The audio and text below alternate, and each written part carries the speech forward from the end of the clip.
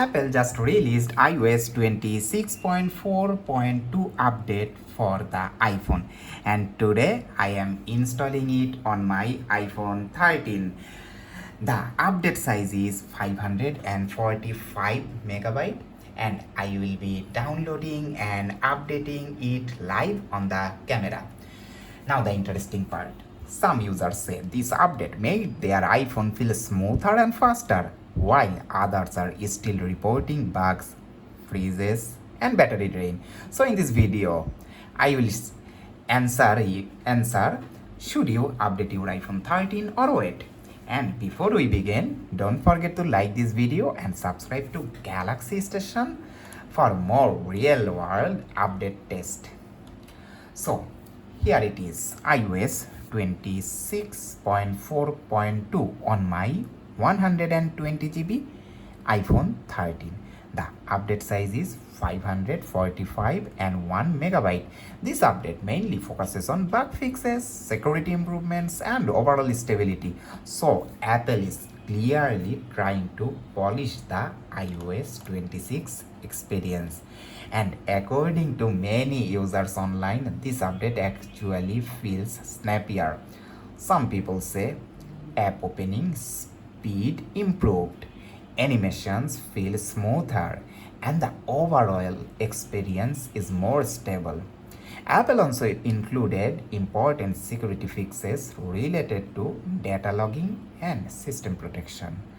So, from a security perspective, this is definitely an important update. But not everyone is having a perfect experience. Even after updating, some users are still reporting UI freezes, screen freezes, laggy keyboard animations, and most importantly, AirPods connectivity bugs. Battery life feedback is very mixed. Some users say battery backup improved after updating, while others are noticing faster battery drain. So honestly, iOS 26.4.2 feels more stable than before, but it still doesn't seem completely bug-free. Alright, the update will be installing within 16 seconds. Honestly, I am expecting the iPhone 13 to handle this update much better than older iPhones. Let's see how it performs after reboot. So, should you update your iPhone 13 to iOS 26.4.2? In my opinion, yes.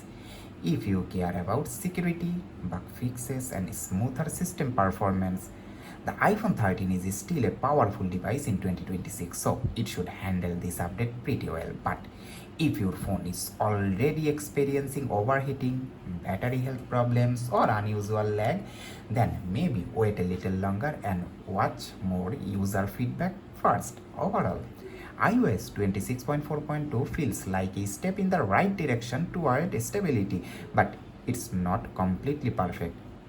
If you already updated your iPhone, let me know in the experience in the comments. Did your iPhone get smoother or worse after updating? And if this video helped you, don't forget to like and subscribe to Galaxy Station for more real world iPhone update test and tech videos. Thanks for watching.